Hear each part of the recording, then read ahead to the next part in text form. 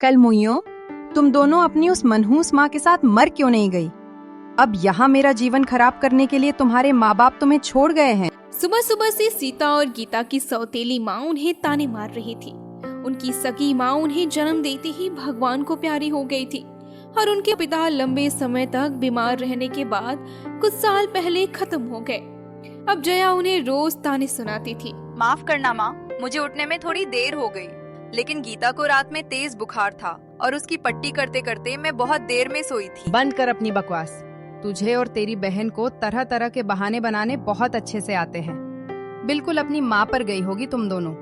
वो भी ऐसी ही रही होगी, बहानेबाज और मक्कार। जया ने जब दोनों लड़कियों के स्वर्गवासी माँ के बारे में कहा तब गीता से सुना नहीं गया और वो गुस्से में बोल पड़ी। बस करो माँ, आपको हमें जो कहना है कहो, मगर हमारी माँ को बीच में मत लाओ। वो तो बेचारी इस दुनिया में भी नहीं है, आपको शर्म आनी चाहिए। गीता का जवाब सुनकर जया के गुस्से का कोई ठिकाना नहीं था और उसने अपने पास में पड़ी एक लकड़ी उठाई और गीता को पीटने लगी। तेरी ये मजाल मुझसे जबान लड़ाएगी? ये ले, ये ले। नहीं माँ, उसे मत मारो, उसे अभी भी बुखार है। गीता छोटी है, उससे गलती हो गई, उसे माफ कर दो। गीता रोती बिलखती रही, लेकिन जया को उस पर दया नहीं आई। खुद मारने के बाद जया लकड़ी जमीन पर पटक कर अंदर चली जाती है और गीता के शरीर पर मार के निशान पड़े हुए थे। सीता उसे गले से लगा लेती है। मत रो बहन, ये हमारी किस्मत है, हमारे माँ बाप जो इस दुनिया में नहीं है। अगर हम अनाथ ना होते तो आज हमारा जीवन ही कुछ और होता। सीता गीता को गले लगाकर रो रही थी कि अचानक गीता बेहोश हो गई। उसका शरीर तप रहा था। गीता, गीता, आंखें खोल, कुछ नहीं होगा तुझे। मैं अभी तुझे वैद्य जी के पास लेकर जाती हूँ। सीता रोते हुए भागकर जया के पास जाती है। जया बैठी बैठी मिठाई खा रही थी और सीता को आता देखकर उसने अपना खाना छुपा लिया। माँ, माँ, गीता बेहोश हो गई है, उसका बुखार बहुत तेज हो गया है। चलिए ना, उसे वैद्य जी के पास ले चलते हैं। मेरे पास फालतू पैसे नहीं है तुम लोगों के इलाज के लिए। बुखार है तो मैं क्या करूं? उसे मरना है तो मर जाए, एक बोझ तो कम होगा। ये सुनकर सीता का दिल टूट गया, लेकिन वो हार नहीं मानी। उसने गीता को अपनी पीठ पर उठाया और उसे सहारा देती हुई गांव के वैद्य के पास लेकर गई। वैद्य ने गीता को देखकर उसका तुरंत इलाज शुरू किया और सीता से कहा, तुम जाकर बाहर पैसे जमा कर दो, तब तक मैं इसे दवा दे देता हूँ। पैसे? मेरे पास पैसे तो नहीं है, लेकिन मैं आपके घर का कोई भी काम करने को तैयार हूँ। क्या बकवास कर रही है तू लड़की?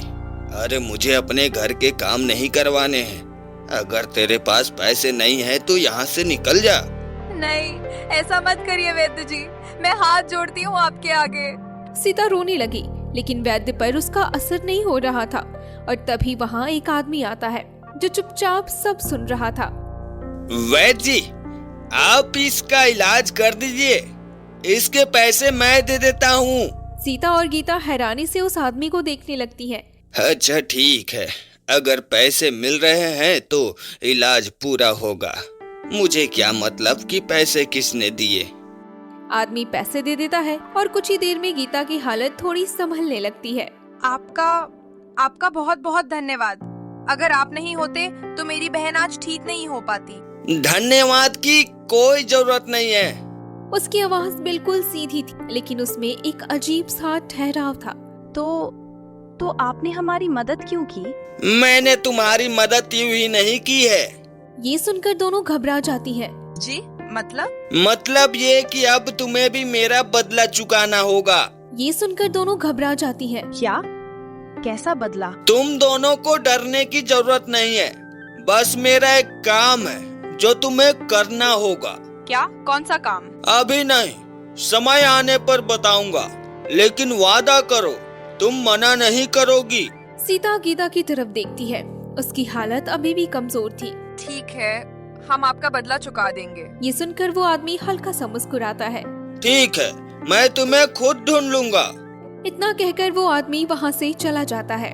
सीता और गीता उसे जाते हुए देखती रह जाती हैं। उन्हें समझ नहीं आ रहा था कि उन्होंने ये किससे वादा कर लिया। कुछ दिनों बाद गांव में एक खबर फैल जाती है कि राजा अपने इकलौते राजकुमार के लिए विवाह योग्य लड़की ढूंढ रहे हैं। बहन, तुमने राजमहल की ताजा खबर सुनी क्या? हाँ बहन, मैंने सुना। अरे कोई बहुत भाग्यशाली लड़की ही होगी जिससे राजकुमार की शादी होगी। ऐसी किस्मत सबकी कहाँ। सुना तुमने गीता, राजकुमार की शादी होने वाली है। वो लड़की कितनी किस्मत वाली होगी ना जिससे वो शादी करेंगे। हमें क्या दीदी, हमारी किस्मत तो ऊपर वाले ने काली स्याही से लिखी है। हमें तो इसी कबाड़ खाने में जीना है और यही मर जाना है। हमारी सौतेली माँ हमें 2 वक्त की रोटी खाने को दे दे, वही बहुत है। सीता और गीता रुई की बत्ती बनाती थी और उसे बाजार में बेचने जाती थी। फिर जितने भी पैसे मिलते वे सब अपनी सौतेली माँ को दे देती। बत्तियां बनाकर दोनों बाजार पहुँचती हैं। ले लो, पूजा के लिए रुई की बत्तियां ले लो। 5 रुपए में 20 बत्तियां ले लो। तभी दोनों बहनों के पास से बत्तियां खरीदने एक जाना पहचाना ग्राहक आता है। ये वही आदमी था जिसने उन दोनों की पहले भी मदद की थी। आप यहाँ क्या चाहिए आपको? मैंने कहा था ना कि मुझे तुम्हारी मदद चाहिए होगी। अब वो समय आ गया है, चलो मेरे साथ। दोनों बहनें घबरा जाती है, लेकिन वो अपने वादे से मुकर भी नहीं सकती थी, इसलिए वो उस आदमी के पीछे पीछे जाती है। थोड़ी सुनसान जगह पहुंचकर वो कहता है, मैं राजमहल में काम करता हूँ और तुम्हें पता ही होगा कि राजा अपने बेटे के लिए शादी लायक लड़की ढूंढ रहे हैं। जी तो मैं चाहता हूँ कि तुम में से कोई एक राजकुमार से शादी कर ले। उस आदमी की बात सुनकर सीता तो चौंक ही जाती है, लेकिन गीता जोर जोर से हंसने लगती है। क्या कहा? राजकुमार से शादी? अरे मजाक कर रहे हैं क्या आप? भला राजकुमार हम जैसी फटीचर बहनों में से किसी एक से शादी क्यों करेंगे? उनके पास तो शादी के लिए एक से बढ़कर एक रिश्ते आएंगे। चुप कर गीता, कुछ भी कहती है। थोड़ा तमीज से बात किया कर। मैं तुम्हारी बात से सहमत हूँ, लेकिन तुम वहाँ ऐसी फटीचर हालत में नहीं जाओगी, बल्कि मैं तुम्हें पहनने के लिए अच्छे कपड़े और गहने दूंगा और अच्छी सवारी भी। तुम वहाँ किसी बाहर के गांव के बड़े जमींदार की बेटियां बनकर जाना। लेकिन अगर हम पकड़े गए तो तुम मेरा नाम नहीं लोगी। यही तुम्हारी सबसे बड़ी मदद होगी मेरे लिए। नहीं, अगर फंस गए तो राजा साहब हमें बहुत बड़ी सजा सुनाएंगे, और अगर एक बार को उनसे बच भी गए तो हमारी सौतेली माँ वो तो हमें जिंदा खा जाएगी। हम ये सब नहीं करेंगे। चलो दीदी। ठहरो, तुम ऐसे ना नहीं कह सकती हो। मैंने तुम्हारी इतनी मदद की, तुम्हारी जान बचाई। अब मेरी मदद करने की बारी आई तो तुम पलट रही हो। हम पलट नहीं रहे हैं, हमें बस डर लग रहा है। ये बहुत बड़ा झूठ है। झूठ नहीं, मौका है। गरीबी से निकलने का मौका है। क्या तुम सारी जिंदगी ऐसी ही जीना चाहती हो? सीता चुप हो जाती है। उसकी नजर गीता पर जाती है, जो अभी भी कमजोर थी। दीदी, अगर इससे हमारी जिंदगी बदल सकती है तो एक बार कोशिश कर लेते हैं। वैसे भी हमें इनका एहसान तो लौटाना ही होगा। सीता गहरी सांस लेती है। ठीक है, हम ये करेंगे। आदमी के चेहरे पर हल्की सी मुस्कान आ जाती है। बहुत अच्छा, कल सुबह तैयार रहना, मैं सब इंतजाम कर दूंगा।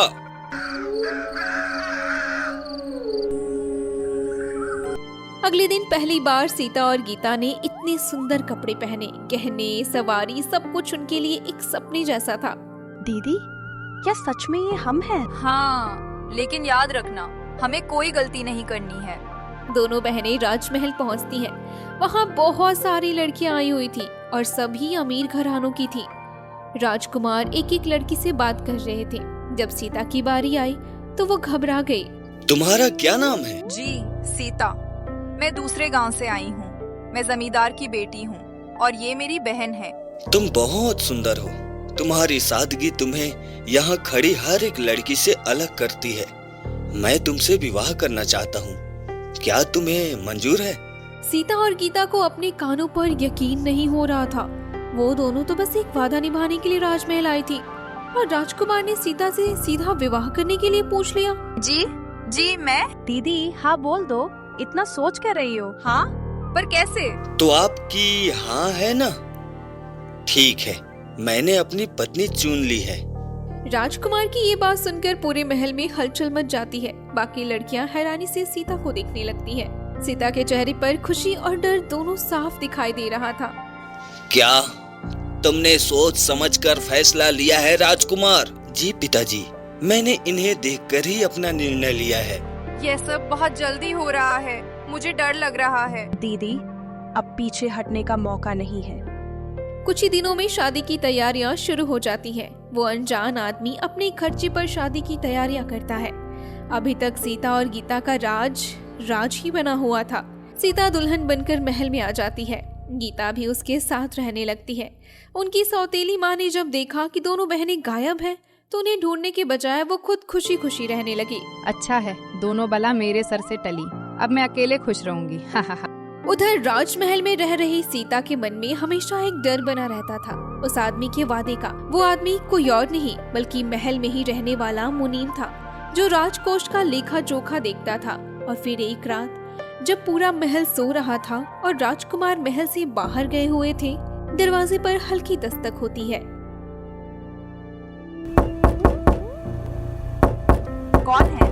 दरवाजा खोलो, अब तुम्हारा अपना वादा निभाने का समय आ गया है। सीता का दिल जोर जोर से धड़कने लगता है। वे उस आदमी की आवाज थी। वो डरती डरती दरवाजा खोलती है।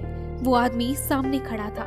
आप इस समय यहाँ? अब तुम्हें मेरा बदला चुकाना होगा और तुम पीछे हटी तो अच्छा नहीं होगा। ये बात तो तुम्हें बहुत अच्छे से मालूम है ना? हाँ? क्या? आखिर क्या करना होगा? आज रात तुम्हें राजमहल के खजाने से एक संदूक निकालकर मुझे देना होगा। वहाँ कोई आम इंसान नहीं जा सकता, क्योंकि वहाँ पर बहुत कड़ी पहरेदारी होती है ना। और इसीलिए मैंने तुम्हें राजकुमारी की पत्नी बनाया, ताकि तुम वहाँ जाकर मेरे लिए चोरी कर सको और कोई तुम पर शक भी ना करे। ये सुनकर सीता के पैरों तले जमीन खिसक जाती है। ये तो चोरी है। अगर पकड़ी गई तो मेरा और मेरी बहन का क्या होगा? नहीं नहीं, मैं ये नहीं करूँगी। तो याद रखना, तुम्हारा सच सबके सामने आ जाएगा कि तुम जमींदार की बेटी नहीं बल्कि एक गरीब अनाथ लड़की हो, और फिर तुम्हें और तुम्हारी बहन को काल कोठरी में डलवा दिया जाएगा। अब सीता के सामने कोई और रास्ता नहीं बचा था। मजबूरी में वो हाँ कर देती है। वो बिना गीता को कुछ भी बताए अकेले ही राजकोष वाले कमरे में जाती है। उसे देखकर कोई सिपाही अंदर जाने से नहीं रोकता और सीता धीरे से खजाने की तरफ बढ़ती है। उसके हाथ कांप रहे थे और दिल जोरों से धड़क रहा था।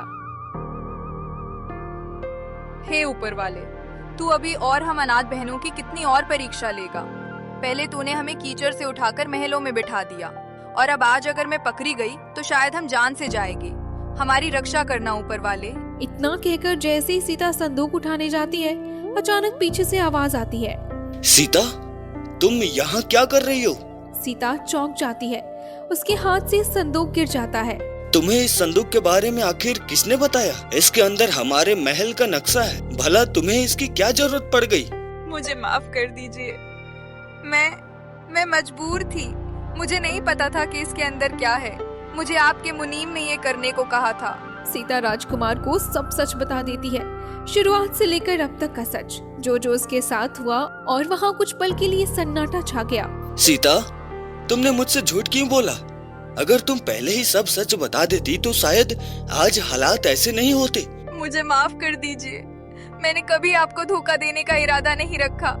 मैं बस अपनी बहन को बचाना चाहती थी, और उस आदमी के डर में आकर मैं गलत रास्ते पर चल पड़ी। राजकुमार की आंखों में दर्द साफ दिख रहा था। उसका दिल पिघल चुका था। लेकिन तभी पीछे से भारी कदमों की आवाज आई। ये सब क्या हो रहा है यहाँ? राजा और सैनिक वहाँ पहुँच गए। पिताजी, सीता से गलती हुई है, लेकिन गलती? इसे तुम गलती कहते हो? ये महापाप है। हमारे राजमहल में रहकर हमारे ही खजाने को लूटने की साजिश, और वो भी झूठ बोलकर, इस महल में घुसकर। राजा गुस्से में बोलते हैं और सीता सिर झुकाकर खड़ी रहती है। तुमने हमारे विश्वास को तोड़ा है। तुम जैसी धोखेबाज लड़की इस महल में रहने के लायक नहीं है। महाराज, मैंने जो किया मजबूरी में किया। मैं अपराधी हूँ, लेकिन मेरी बहन का कोई दोष नहीं है। उसे सजा मत दीजिए। चुप, तुम्हें अपने किए की सजा जरूर मिलेगी, ताकि आगे कोई भी इस महल को धोखा देने की हिम्मत न करे। राजा सैनिकों की तरफ देखते हैं और आदेश देते हैं। सैनिकों, इसे तुरंत बंदी बना लो और काल कोठरी में डाल दो। सैनिक सीता को पकड़ लेते हैं। पिताजी, एक बार मेरी बात तो सुनिए। ये मेरी पत्नी भी है। आप इसे ऐसे कैसे बंद कर सकते हैं? बस राजधर्म भावनाओं से नहीं चलता राजकुमार। कानून सबके लिए बराबर होता है। सीता को घसीट कर ले जाया जाने लगता है। उसकी आंखों में आंसू बह रहे थे और तभी अचानक बाहर से आवाज आती है। रुक जाइए। सबकी नजर दरवाजे की तरफ जाती है। गीता अंदर जाती है और उसके साथ कुछ सैनिक एक आदमी को पकड़े हुए थे। वो आदमी कोई और नहीं बल्कि वही मुनीम था। ये सब क्या है? महाराज, मेरी बहन दोषी नहीं है। असली गुनहगार ये है।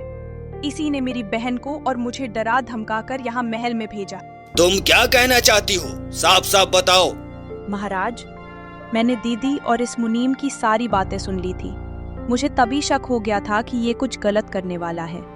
मैंने तुरंत कुछ सिपाहियों को साथ लिया और इसका पीछा किया। ये रात के अंधेरे में महल से बाहर गया और वहां किसी अजनबी आदमी से मिलने लगा। मैंने छुपकर उनकी बातें सुनी। ये महल के खजाने का नक्शा आपके दुश्मन राजा को देने वाला था और हम बहनों को सिर्फ मोहरा बना रहा था ताकि पकड़े जाने पर सारा इल्जाम हम पर आ जाए। सभी लोग ये सुनकर हैरान रह जाते हैं और राजा मुनीम पर चिल्लाते हैं। धोखेबाज, तूने इतने सालों तक हमारा विश्वास जीता और बदले में ये किया। महाराज, मुझसे गलती हो गई, मुझे माफ कर दीजिए, मैं लालच में आ गया था। चुप, तेरे जैसे गद्दार को माफी नहीं सिर्फ सजा मिलती है। राजा सैनिकों को आदेश देते हैं। इसे तुरंत काल कोठरी में डाल दो और कड़ी से कड़ी सजा दी जाएगी। सैनिक मुनीम को घसीट कर ले जाते हैं। अब राजा की नजर सीता पर जाती है जो अभी भी रो रही थी। और तुमने झूठ बोला, ये अपराध है, लेकिन तुम खुद एक साजिश का शिकार भी बनी। पिताजी, सीता ने अपनी जान जोखिम में डालकर सच बता दिया। अगर वो चाहती तो भाग सकती थी, लेकिन उसने ऐसा नहीं किया और आखिर में गीता ने ही तो इस धोखेबाज को पकड़वाने में हमारी मदद की। तो क्या इन्हें माफी नहीं मिलेगी? राजा कुछ पल सोचते हैं। सच बोलने की हिम्मत हर किसी में नहीं होती है। छोड़ दो इसे। सैनिक सीता को छोड़ देते हैं। गीता दौड़कर उसे गले लगा लेती है। दीदी, अब सब ठीक हो गया। सीता रोते हुए गीता को गले लगा लेती है। आज से तुम दोनों इस महल में इज्जत के साथ रहोगी, क्योंकि तुमने साबित कर दिया कि गरीबी इंसान को छोटा नहीं बनाती, उसके कर्म बनाते हैं। किस्मत चाहे कितनी भी अंधेरी क्यों ना हो, अगर सच्चाई और हिम्मत साथ हो तो हर अंधेरा एक दिन रोशनी में बदल ही जाता है।